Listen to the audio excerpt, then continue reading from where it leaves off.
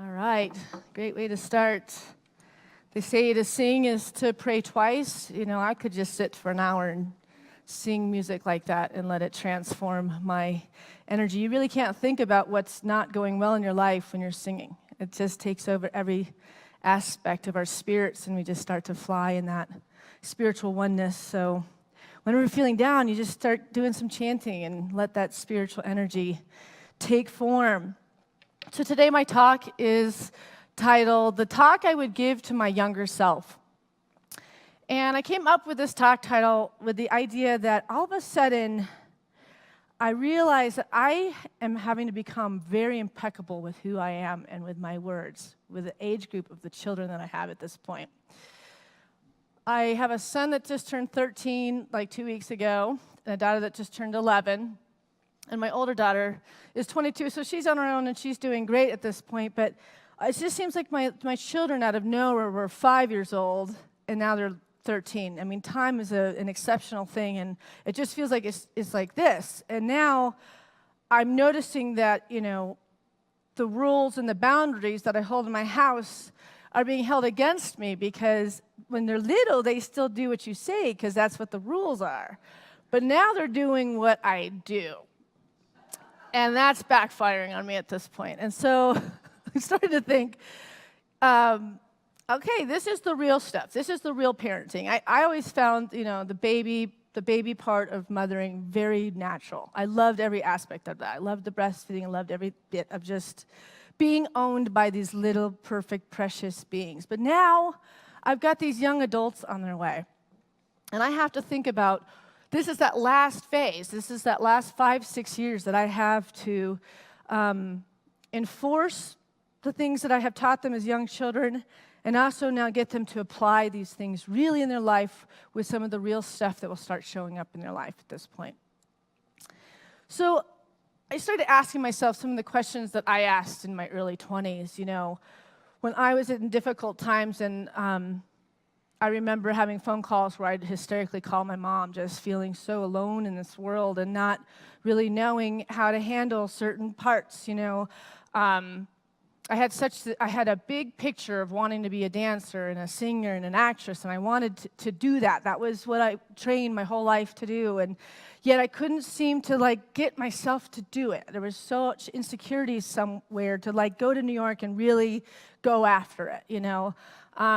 And I was letting myself down, so I was living in this place of unhappiness because I couldn't get myself to overcome this fear of competing with other people. That was really not in my nature. My nature is really not a competitive person. So I was going in the wrong career, because you have to be very self-selling, and you have got to be, you know, almost treating people like you're better than they are. And that just was never in my nature. It's always been all inclusion and friendship. I see everybody as my sister and my brother. So that didn't work. So devastated, because I loved dancing, and I loved singing, and I loved performing. So how was I going to apply those things in my life if I wasn't going to go after this career that I dreamed of?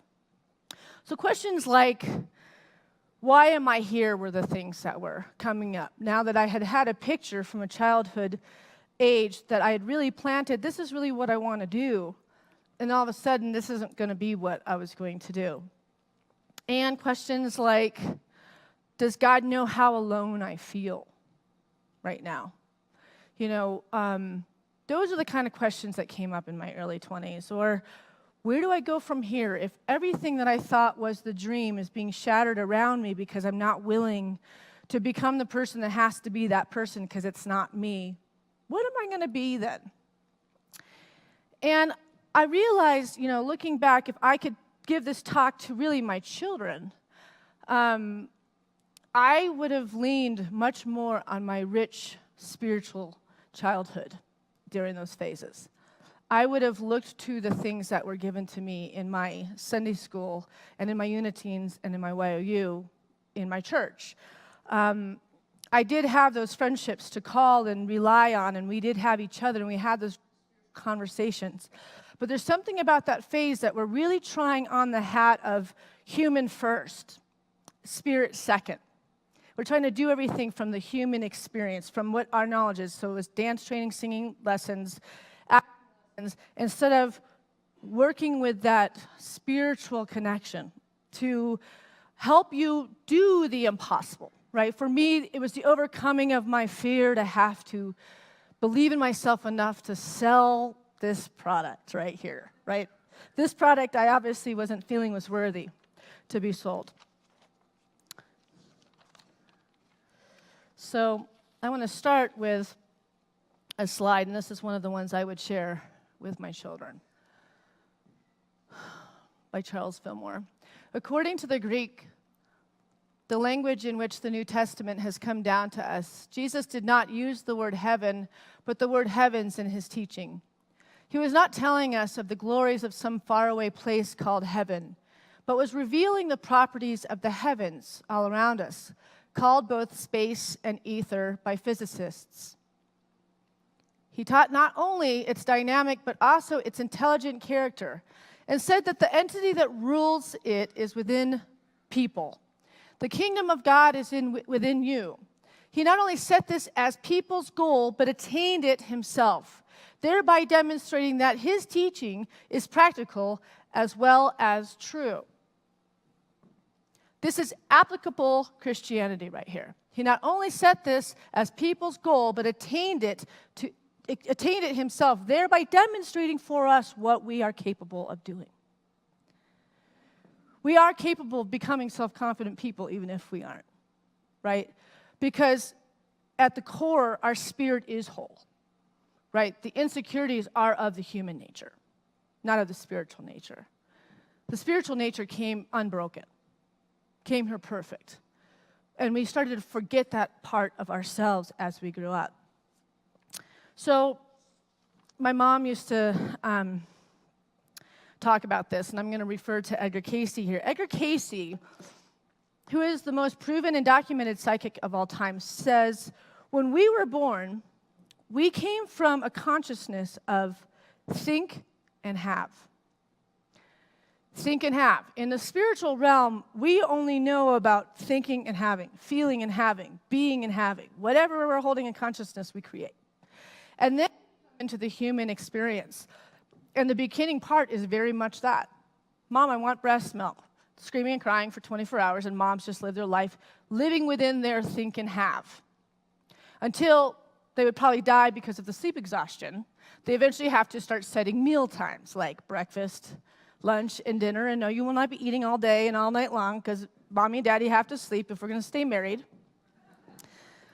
Right? And so that thing of losing the reality of think and have in this world, right? So if I had been leaning into my rich spiritual upbringing, I probably would have started working with what I was holding within my spiritual self that said that I could not do this.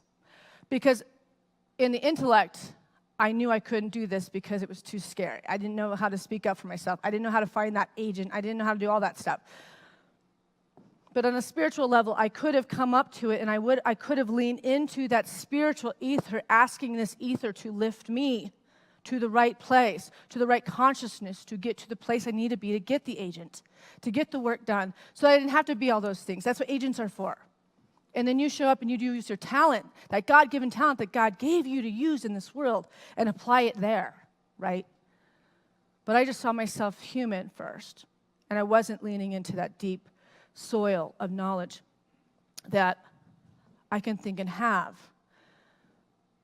I can be a powerful communicator, which I wasn't. I can be a brave person that can walk into an audition without being invited. Right? What are we planting the seeds? What are the things we're saying that we want to overcome and believing it so that we can think and have it? But how often do you hear somebody say, I'm just really not like that? You know, that's just not really who I am. And the truth is we really are anything that we want to be. At the truth of our beings. I mean, obviously, we're all very creative souls, and we're all very smart and intellectual beings. And there are characteristics that set us apart from each other, and that's what makes this collective experience so interesting and wonderful. But we weren't put here to live small. We were actually overcome and grow our souls in a lifetime. So there's this wonderful part of our brain that helps us plant a seed and hold a seed and actually help us manifest it. So this is a scientific reality that there's this thing called the reticular activating system in our brains. And it controls sleeping, waking, and attention, a sophisticated filter. So we have all this information always coming into our brains. But this part of our brain actually filters out the stuff that's not needed because of all the information of this world. You know that if it wasn't there, our brains would actually explode. For real. So this is very smart to go, well, this is an important piece of information we need to keep, and this is not an important piece of information to keep. But what you don't realize is you have a lot of control over this part of your brain, and you can actually shift the way that you see and do things in your life. It acts like an executive assistant, allows you to focus on what you value, allows you to perceive a threat, and it supports you when you set a goal. That's the most important part, I think, right there, is it supports you when you set a goal. You know, I've always been fascinated with superheroes for the same reason kids are. They wear costumes, they beat bad guys, they have awesome powers. The older I get, though, the more I realize how amazing real human beings are. We have superpowers that we are not cultivating, right? And so, you know, children all the time love to see these movies, these, you know, Harry Potter books and all these things. It's all imagination, and it's all this, you know, it's whimsical with the little sticks that light up castles and make magic and all this. And the thing that's really interesting is that I was never really into those movies. Like, I mean, I bring my kids to them and stuff, but I was raised with a mom that, you know, she homeschooled us, so we were in nature a lot. And we were always exploring and connecting with the energy of trees and all of, you know, just nature. And her whole world was to help us learn about this greater something that lives in everything. Our interconnectedness to everything. And that there's actually this magical energy, this magical ether, as they say, that can move in and through and move you to overcome and build or create anything. And so why would I end up as an adult without being able to access and apply all that goodness from my childhood?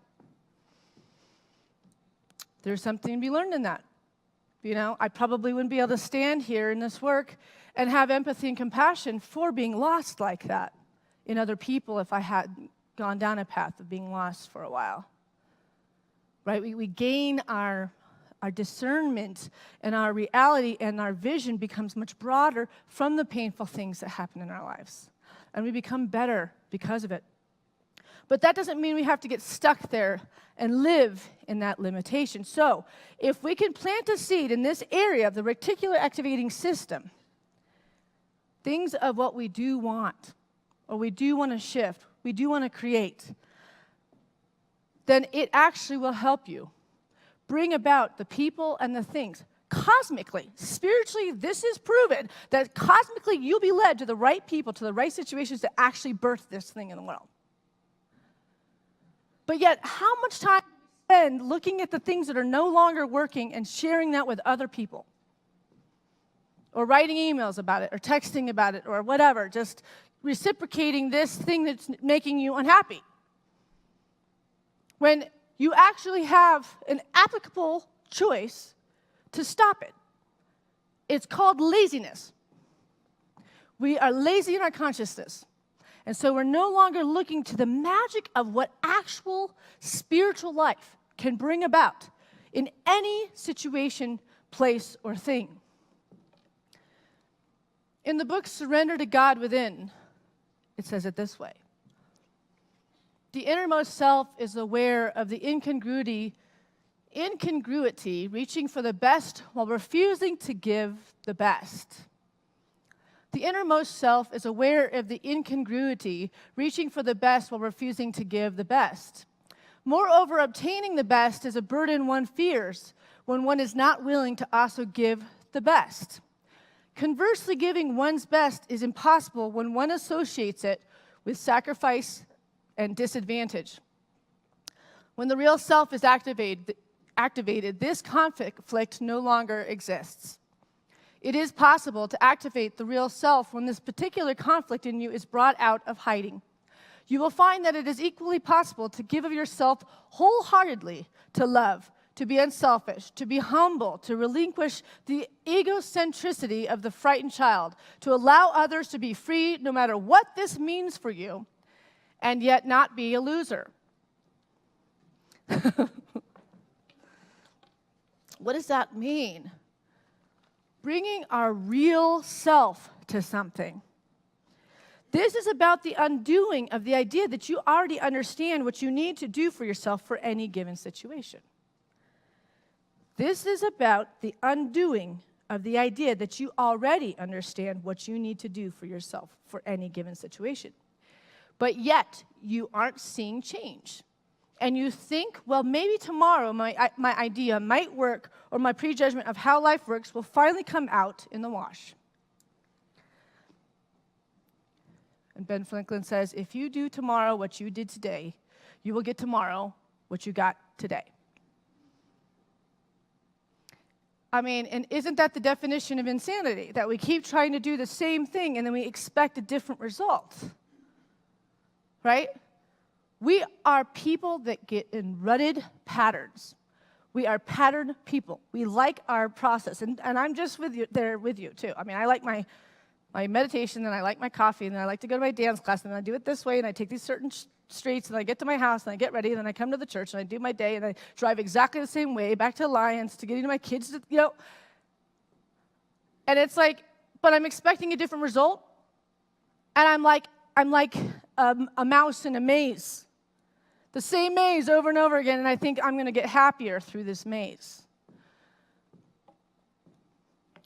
And they say, just by merely changing directions, taking a different route when you come to church, coming into a different door into the building, doing something different with everything, like you just turn it upside down. You're kind of undoing the learned pattern, that you'll actually start to cultivate a freedom within yourself where you're going to start seeing, you're going to start unearthing that ether that's trying to get your attention and show you what is being called and what is needed in this situation in your life. You're unearthing because you're getting out of the rut of this brain that's just seeing it a certain way. You're not able to actually witness God in action. Or spirit, source, whatever word makes you feel loved. I'm not attached to the word. It's about that greater power. It's that greater love moving in and through you. And you might not be able to see it because you're in a rut. You're not looking around the way that little children look around. I take a dance class that's a spiritual dance class, and I love it. But a lot of it that I find, which is really different, and it's changing the patterns in my brain, but there's, if you look at little children that run around, right, you don't see them running like with a focus of just like this, just like there's blinders. Children are they're taking in the ground and they're getting every bit. It's like, it's taking every bit, and those receptors are just firing and firing and firing. And then they tell us, I saw a fairy behind that four-leaf clover, and I saw the sun, and it was sparkling, and there was a smile face, and it's like they just see all this, dreamy stuff because they're in the ethereal realm, and we say, that's just kids. They're just children. They're just making it up. It's their invisible friend. It's this, that, and the other. And the truth is, when I was a little kid, I saw those things. And it was magical. But the world is the blinders that starts to take away that magic from us. And we start to believe in the reflection that our good has left us, that it's behind us, that we no longer are going to have the great days that we once had.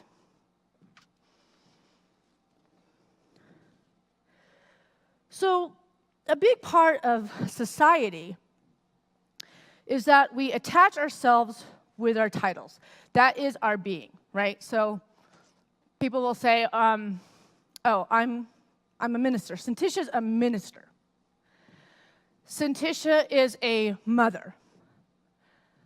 Syntysche is a wife. Syntysche is a daughter. But if you realize that if you identify with these hats, I am a minister, instead of I'm Syntysche, being a minister at this spell of my life. Like, we tend to think that our careers are going to be from 20 till 70 years old. Like, somehow we're just supposed to, like, do this one thing. And that's why we get so stuck in our ruts. We have to keep it going. We have to keep things going the way it was because it's comfortable and it'd be scary to do something different. But what if something changed? If I identify as minister, then my whole world shatters if it goes away. But if I'm Syntysche as minister, then when that goes away, I'm still child of God, Syntysche, standing with an anchor and a root system. And I know if it's not this, it's something better. It's always something better. That's a consciousness of positivity, living in a state of positivity. How do we look at something with the glass half full, no matter what? But if this is falling away, then it's something better. I can't wait to see the good that's going to come from this. That's a great statement. You're freaking out and you're stressed and you're worried. Oh my God, somebody told me that they're laying off people on my job. And I'm like, oh, I'm going to lose my job. And what do I do? I'm going to lose the house. We go down that whole road. And then what are you doing? You're planting the seed in the reticular brain going, oh, I'm going to lose my job. And what happens? Yeah. But being that whole person coming up to it and not being lazy is a person that doesn't let yourself go down that road anymore. That's a meditated up person. That's a person that sits down and visits with that spiritual higher consciousness every single day. You lean on that half glass full. You lean on, if it's not this, then it's going to be something better. And I can't wait to see the good that's going to happen from this. So I'm not going to sit here and have a horrible couple weeks waiting to see which way this is going to go. I'm going to start getting stoked. I can't wait to see what's going to come. Something's changing. Woo! It's changing. In Romans 12:2, it says it this way. Do not copy the behavior and customs of this world, but let God transform you into a new person by changing the way you think. Then you will learn to know God's will for you, which is good and pleasing and perfect. Do not copy the behaviors and customs of this world, but let God transform you into a new person by changing the way you think. You have 150% power to change the course that you're on right now. And you're the one that gets to decide what it is that you want to plant in that seed. When we realize, that we've been aiming for all the wrong things, and then therefore we've been showing what we've been actually aiming out of our lazy consciousness, then what would you aim for? Because in this moment, you can walk out of these doors, and this week everything could change. You can manifest whatever it is that you've been desiring in your heart. What we hold in our heart will be birthed through our lives. So what is your aim? Is it to find your soulmate? Or make the love you already have beautiful again? Do you want to have a family? Or do you want to love the family and appreciate the family you already have more? Have more gratitude for that? You want to find the career you've always wanted? Or leave a career that is no longer serving you? Because it is our fear of change that keeps us doing things that make us unhappy. And that you're never going to find the successes in your heart, in your spirit, in your mind, in your consciousness, until you can get brave enough to know that you plant the seed of what you want, and you're going to start to see the fruits of it. Do you want to travel more? Do you want more adventure? You want to break up with someone or something because you know it's not good for you anymore?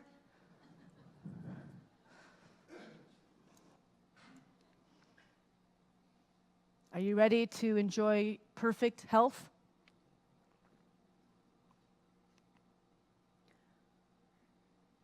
You want your spiritual awakening? You ready to awaken? You might want all 6 of those.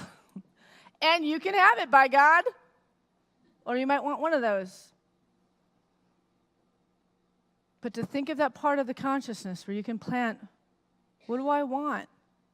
You can take a marriage that's unhappy and tired, and did you know that you can see your marriage happy and beautiful again and actually manifest that to come back and be true? You have the ability to do magic, literally.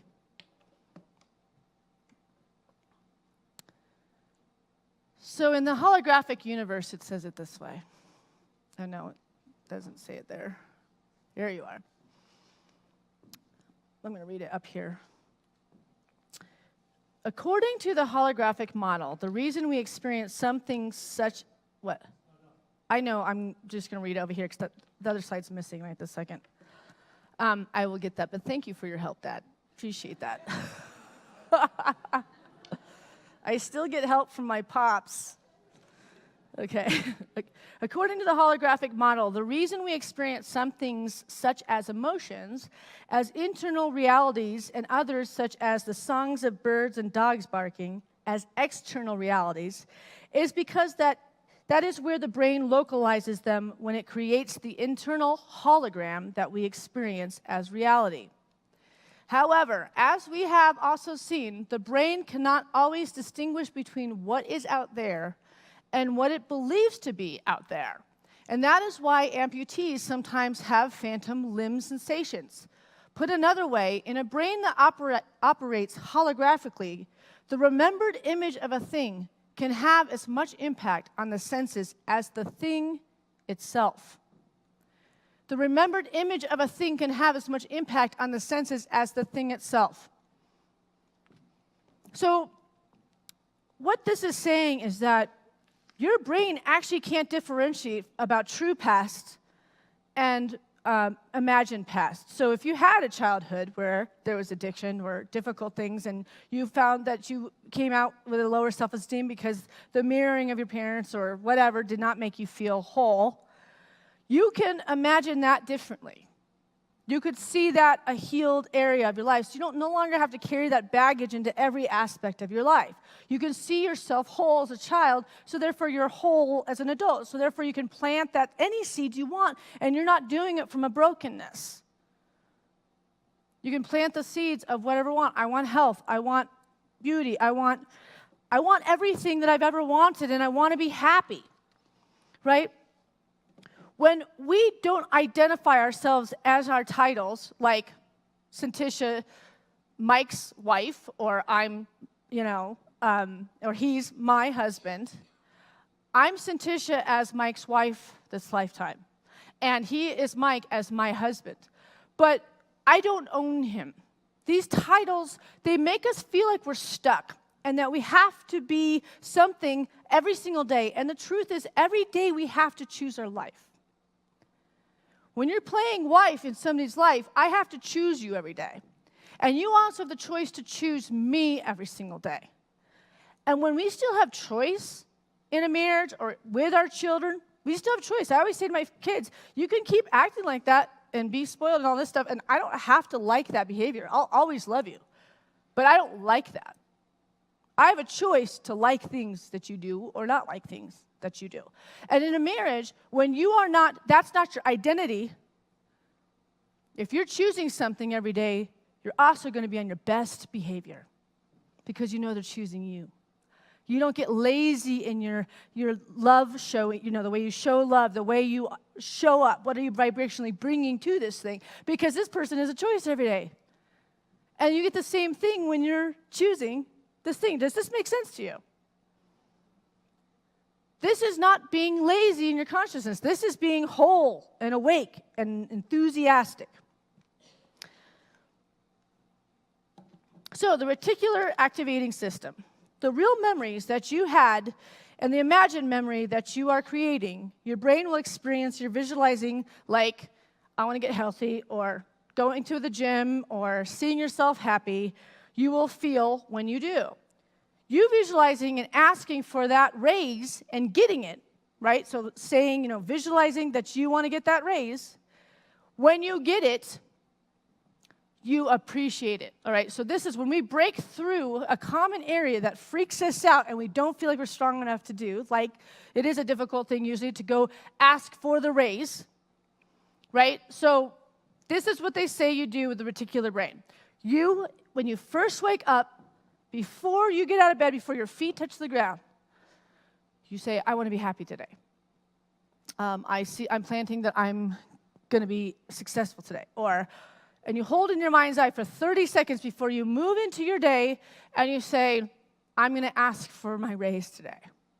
Whatever the thing is that makes you nervous. Because you haven't become fully conscious. You've planted it in that part of the brain, and it's actually going to start working for you to bring the right people to make you feel supported, for you to have this moment. And all of a sudden, you're standing in that workroom, and you say, I need a raise. Did anybody see me say that? And they're like, absolutely. And you just overcame something that you'll never, ever be that fearful about asking for what you need ever again, right? But this is the most powerful part, which is very, very important. When you recognize that you step out of your comfort zone and you do ask for what you need, then you have to appreciate it. You say to your consciousness, thank you. Thank you, Syntysche. Thank you for doing that. Thank the universe. Like, shove it in there. So the brain now, that is a default. You don't have to grow that again now. This has been grown in you that you now stand up for yourself. You ask for what you need. You use this in whatever area. So if it's, a financial situation or it's a healing situation, you stay impeccable with your thoughts. You know you've planted your seed, and all of a sudden you watch yourself do it because you're able to overcome. And then when you get that great result, you say, thank you, God. Thank you. It's just like a little kid when they do something good and we pat their head and like, good boy. We remember those attaboys. That's part of what formed who we are. But now we're raising ourselves up to a greater understanding so that we can be more impeccable and more amazing in our lives and discover this spiritual ether that has always been moving in and through every aspect of our lives. It's just a matter of, are we letting it? Or are we cutting it off? Are we cutting ourselves off from it? Because we still believe in what the world is saying versus what your heart is saying. You want to bring your heart into consciousness, you have to start listening to your heart and trusting that you have what you need to create what it is that is being called in your life right now.